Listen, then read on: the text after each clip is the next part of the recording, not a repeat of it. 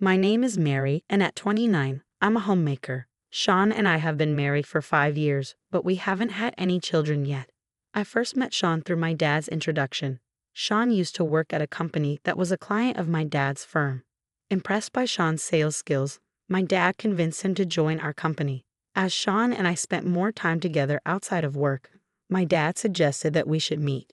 I was immediately charmed by Sean, and after a peaceful courtship, we got married 5 years ago. Recently, things between Sean and me have been a bit rocky. I couldn't help but wonder if this was inevitable for a couple who had been together for so long. Despite the challenges, the thought of splitting up never crossed my mind, and I carried on with my daily routine. One day, after Sean came home from work, I gathered the courage to address the issue. Hey, we haven't been talking much lately, have we? We don't go out together as much as we used to. Let's take some time off and go on a trip. Maybe visit a place that holds memories for us or try out a nice restaurant. I'm sorry, I just don't have the bandwidth for that, Sean replied dismissively before heading to bed. I couldn't shake off the feeling of disappointment. Was this really how it was supposed to be after 5 years together? I thought. As time passed, Sean started to drift away due to work stress and personal frustrations, and our relationship grew colder. Despite being aware of the issue, I struggled to find a solution. Then, out of the blue, Sean made a surprising suggestion. How about we move to a new place? I was honestly shocked but also hopeful that a change of environment might improve our relationship. Yeah, I've always wanted to be closer to work. This apartment is too small if we ever plan to have a baby, and the supermarket and school are too far away. You really thought that much for us? I asked, touched by his consideration. Of course, that's why I've been working so hard. Thank you. Let's start looking for a place right away, Sean replied with a smile. His words touched my heart, and knowing that he had considered our future together filled me with joy. The next day, we began the search for our dream home. As we prepared to move, Sean and I found our conversations becoming more lively, almost like when we first started dating. We discussed furniture and appliances for our new home, sharing our interests and thoughts. Sean was passionate about choosing a sofa for the living room, emphasizing both comfort and style, while I focused on creating a functional and easy-to-maintain kitchen. Through these exchanges, our bond grew stronger, paving the way for a fresh start in our new home. As we delved into selecting furniture and appliances for our new home, it felt like more than just shopping. Each item symbolized a return to the happier times we shared when we first met, deepening our understanding of each other's lifestyles and values. But that happiness was short-lived. One calm evening, Sean dropped a bombshell while we were relaxing in the living room. Listen, I've decided to live here with my mistress and our love child, he announced suddenly, leaving me in shock. Are you listening? Just give me a week, and then you need to leave because I'm going to live here with my mistress and our child. He continued, his words freezing my heart, leaving me speechless. Wait just a minute. What do you mean? I don't understand. Explain this to me. I managed to stammer out, struggling to comprehend the sudden revelation. Sean confessed that he had met his mistress at his workplace, where she was working part-time. Their relationship had blossomed over the past 2 years, evolving from mere work colleagues to something more intimate. He then recounted a conversation from 2 years ago, where his mistress had revealed she was pregnant with his child. I've been thinking maybe we need a bigger place, she had said, expressing her desire for their child to grow up in a more spacious environment. I see. Can you give me a moment to think about it? Sean had responded at the time. But now, faced with the reality of his decision to prioritize his mistress over our marriage, I couldn't help but feel a sense of betrayal and disbelief. We're getting a divorce, Sean declared matter-of-factly. We're going to the city hall. What? What are you talking about? I exclaimed, struggling to process the sudden turn of events. Wasn't the plan that we'd live here together? We even picked out furniture together. It was never about you, Sean retorted coldly. I moved here to live with my mistress and our love child. So please, could you move out as soon as possible? But can't you think it over? Can't we talk about this? I pleaded, desperately clinging to the hope of salvaging our relationship. I've thought it over, and the decision is to prioritize my mistress, Sean replied firmly. She's more reliable, good at her job, and importantly, young and beautiful unlike you. So please understand, I'm not up for a lengthy discussion. This is it. There's nothing more to talk about. As Sean's callous words sank in, I struggled to comprehend his calm explanation, grappling with the harsh reality of our shattered marriage and the impending end of our life together. As I struggled to process the whirlwind of emotions swirling inside me, the reality of our shattered dreams hit me hard. We were supposed to live happily together in our new home, yet here I was faced with the harsh truth that Sean had a mistress and even a child on the side. And now I had to leave within a week. Hey, are you even listening? Sean's voice pierced through my thoughts, his tone tinged with impatience. Can you leave this place? I've already told my mistress she can move in, so it's going to be a problem if you're not out within a week. I tried to speak, to defend myself against his accusations, but his words continued to sting. I know it's going to be tough, but please do your best. It's partly your fault for not satisfying me as a woman, you know. Understand that. His blame cut deep, each word a painful reminder of my supposed shortcomings. But man, I was surprised you never caught on about me and my mistress, he added, his tone dripping with disdain. You should really try harder with the next guy you're with. You were just so boring. My mind raced, trying to find a way to respond, but his accusations left me speechless. Well, I was busy with housework and stuff, I finally managed to say, my voice trembling with indignation. That's just an excuse, Sean retorted, his frustration palpable. You being boring put stress on me, affecting my work. A woman needs to satisfy her man, or it impacts his job. Success at work depends on happiness at home. Remember that. His words felt like a punch to the gut, each one a painful reminder of my perceived failure as a wife. That's so unfair, I protested weakly, struggling to hold back tears. I know I'm supposed to make you happy as your wife, but blaming everything on me just because you're bored is not fair. Your boredom is your own issue. No matter how much I try, if you can't find joy in yourself, there's nothing I can do. I'm trying my hardest too. But Sean's response was swift and cutting. It's so unfair to be told this. Whoa, what getting mad at me? Give me a break, he scoffed, his frustration boiling over. This right here is exactly the problem. I'm the one who's been earning the money, the house, the car. Everything was bought with my earnings. You've been able to live your life thanks to me. I want you to at least be grateful for that. His words hung in the air, a bitter reminder of the power dynamics at play in our relationship. As our argument escalated, it moved further away from the original point, leaving me feeling defeated and lost in a sea of resentment and pain. All right, I'll leave, I muttered, my voice barely above a whisper. Good, you are a reasonable woman, Sean replied, seemingly unfazed. Overwhelmed by despair and betrayal, I managed to drag myself away from the scene of this nightmare, feeling like my heart was being crushed under the weight of it all. Unable to talk to anyone about it, I spent 2 days and nights lost in thought at a manga cafe. Determined to get my revenge, an idea suddenly struck me. 3 days later, as I prepared to leave, Sean approached me. Hey, you're actually leaving? He asked, his tone betraying a hint of relief. Yes, lucky me. That's a relief. I'll tell my mistress she can move in tomorrow, I replied, trying to keep my voice steady despite the storm raging inside me. As I turned to leave, the doorbell rang, breaking the tense silence. Huh, who was that? Sean muttered, annoyance evident in his voice. Could you get that, please? He added, almost as an afterthought. Get it yourself, please, I retorted, my frustration boiling over. Well, since you're leaving today anyway, Sean grumbled as he made his way to the door. As he opened it, his expression changed from annoyance to confusion, then shock. There, standing before him, was an elderly man beside a luxury foreign car. Oh, what do you want? Sean asked, his voice betraying his bewilderment. Are you Mary's husband? The old man inquired, his tone stern but dignified. Yeah, well, that's me. But who are you? Sean replied, confusion evident in his voice. Here, take this, the old man said, thrusting a set of papers towards Sean. What is this? Sean asked, his confusion growing by the second. A divorce paper and a resignation letter. Sign it right now, the old man commanded, his gaze steely. Huh? Wait, who are you? What's this all about? Sean stammered, his mind racing to make sense of the situation. Don't you understand why you need to write a resignation letter? The old man's voice was stern, leaving no room for argument. Wait, Grandpa, thank you for coming today, I interjected, rushing to Sean's side. Grandpa? Sean exclaimed, his eyes widening in disbelief. Oh, let me introduce him. This is my grandfather, Ken Black, I explained, trying to maintain my composure. Ken Black? As in? Sean trailed off, realization dawning on him.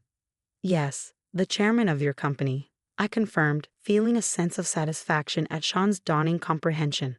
Wait, please. You're saying my company's chairman is Mary's grandpa? Sean's voice wavered, disbelief evident in his tone. That's what I'm saying. But I guess you wouldn't know, since we have different last names, I explained, feeling a sense of vindication. My husband had been unaware of my grandfather's existence, only my father, who had introduced him to the company. And I knew about this. Do you understand what you've done to my dearest granddaughter? My grandfather's voice boomed, his disappointment palpable.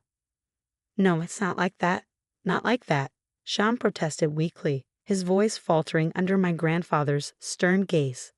I've heard everything from Mary, my grandfather continued, his tone unwavering.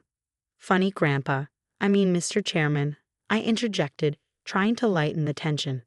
Sean held the pen over the 2 documents he had been forcibly handed by my grandfather, his hand trembling with uncertainty.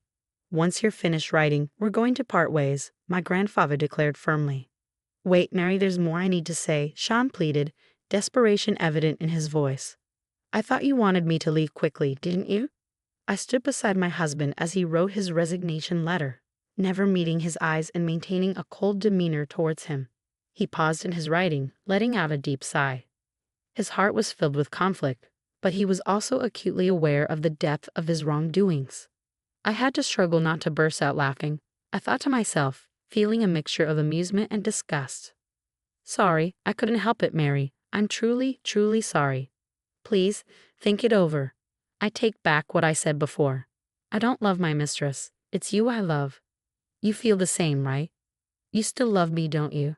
Sean pleaded desperately, his words tinged with desperation. Gross. There's no way I could ever love you, I retorted coldly. It's over. The fact that you even had an affair, and then a child on top of that, unforgivable. There's no way I could ever love someone like that.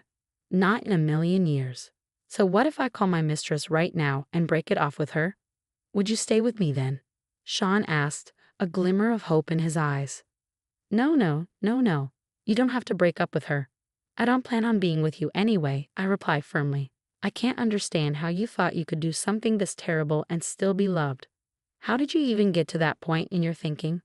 After a moment of silence, Sean's demeanor suddenly changed. What if I take the initiative? You'll be the one to take the fall. Don't play with me, woman. Who would like a pompous woman like you? He spat, his tone turning venomous. I thought she was cute at first, but as we lived together, she nagged. Her cooking was mediocre. Her stories were boring. You should be thankful that you've lived with someone like me for 5 years. You should get out of this house right now. My mistress is many times better than you. Just a moment ago, he was begging not to break up, and now he was throwing a tantrum because I refused to agree to his demands. He probably thought I'd be scared and back down, but with my grandfather by my side and my confidence in my own abilities, I knew I could stand my ground. I've trained in martial arts, and my grandfather always instilled in me the importance of never letting anyone underestimate me because I'm a woman. Be strong, he'd say, always be able to protect yourself. You're seriously messed up. Your emotions flip too quickly, don't they? It's amazing you even managed to find a mistress, I retorted, my anger simmering beneath the surface. Oh right, you're good at lying. I got fooled by that too. I continued, my voice dripping with scorn. And I've done some digging. You've been pretending to be single to your mistress, huh? How? How do you know that? Sean stammered, disbelief evident in his voice. Idiot. Like I said earlier, my grandpa is the chairman of your company. I asked Grandpa to look into Mia, your mistress, I explained, feeling a sense of satisfaction. Well done, my granddaughter. You don't back down, my grandfather praised, his tone filled with pride. When we looked into it, all sorts of things came up. Despite being with Mary, you were getting cozy with Miss Sue at our company. And there were issues with married women. I was so embarrassed when I found out an employee of my company was doing this. I wondered why I hadn't fired him sooner, my grandfather continued, his disappointment evident. It's actually funny to think I was married to such a husband. I'm ashamed. What happens next depends on the mistress's move. Actually, she's going to be here soon. I already called her using your phone when you were in the bathroom, I announced, a sense of anticipation building inside me. Just then, the doorbell rang again. With excitement, I opened the front door to reveal my husband's mistress and their child, both stunned to see me. "Oh, wrong place," the mistress muttered, starting to turn away. "Not wrong, not wrong. Nice to meet you," I intervened, stopping her from leaving. "Hello, is this Scene's house, right? We've been waiting. Come in, come in. Grandpa, can you take care of this kid in the other room? Do you mind if I speak to you?" I asked, turning to my grandfather. "Oh, really? Okay then," my grandfather replied, ushering the child away. "We were married, Mia, the mistress. Did you know that?" I questioned, my tone firm. "Oh, well, yes. Now that it's out, can't you just speak plainly?" Maya responded, a hint of defensiveness in her voice. I'm sorry, but I mean it's not like it's my fault," Mia continued, her words grating on my nerves. "Can you stop that annoying way of speaking? Just listening to it is irritating," I snapped, unable to contain my frustration. "I'm sorry, you two were in an affair, right? I don't know who seduced whom, but you were both in that relationship. I think you both share the blame," I interjected, addressing both Sean and the mistress. "I'm sorry, who are you?" The mistress looked puzzled, glancing at my grandfather. "Oh, I did mention it, or you didn't know either. He's the chairman of the company you work for, my grandpa," I explained, gesturing towards my grandfather. "What? What does that mean, Scene? Did you know?" Sean's expression mirrored his confusion. "How would I know? I just found out too. It's a bit embarrassing not to be recognized, but it gives me a certain shyness," my grandfather replied sheepishly. "And you two being in an affair before the divorce was something I knew about. We've got evidence. Grandpa, could you show them?" I requested. "Got it," my grandfather responded, pulling out photos from an envelope. "Wow, what's this? Pictures of you entering and leaving a hotel? It's clear from these that you're more than just colleagues. It's going to be a problem for a married person to have these exposed," I remarked loudly and sarcastically. "What's this? Voyeurism? That's a crime." "What? I stop it. There's a child next door." "Shut up, Scene. Just be quiet. Hey, you're married and you make a child with another woman. Are you okay with such a despicable man?" My anger bubbled over, directed at Sean. "Let me teach you something, young lady. It's not just because you're attractive. Of course that's part of it, but such women only compete with their looks, their appearance. They're empty inside. Their only asset is their youth, which is quite pitiful. I've seen a few women like that, after all. Young women are a dime a dozen in this world. Losing their only asset and ending up with nothing is truly pitiful." My grandfather's voice was stern, his words cutting through the tension. "I'm sorry, Mia. It must be a hassle, but don't worry. We'll quickly cut ties with these people, and then you can live here with us," I offered, trying to extend an olive branch to the mistress. "Yes, sorry to interrupt your little moment, but do you think you can live here, Scene? What do you mean? Which is it? What are you talking about?" I turned to Sean, confusion evident in my voice. "Don't you know? You had me sign the contract 5 years ago. Back then, you had no savings, right? It was strange, but now I get it. You were spending all your money on Mia. This place has a good location, it's new, and it has a beautiful view," I explained, my tone heavy with disappointment. "I signed the contract for this house, so I'm not planning to give it up, Sean. If we can't live here, where will we go? My place is a 1 room and too small. I've already told the landlord we're not renewing. What about Sean Jr.? Oh dear, looks like both of you are going to be homeless. That's terrible. I'm not that kind, so please leave within a week." "That's a bit of a problem for us," Sean replied weakly. "Oh really?" I retorted, my frustration growing. Saying that to others, maybe now you're starting to understand a little bit of how I felt back then. "Hey, what about us? What's going to happen?" "Of course we'll continue, or not. It doesn't matter," Sean shrugged indifferently. "But Mia, are you really okay with this guy? A big liar who's about to lose both his job and place to live." I turned to the mistress, my voice tinged with disbelief. "What do you mean, lose his job?" Sean interjected hastily. "Hey, don't say any more," Mia urged, a hint of panic in her voice. "It doesn't matter to me, so I'll say it. It's going to come out eventually anyway. As I said before, the chairman of his company is my grandpa, and my dad introduced him to his current job. So he's been able to work there thanks to my grandpa and dad. Since he's treated me this way and we're breaking up, I have no obligation to him anymore. I'm thinking of getting him fired.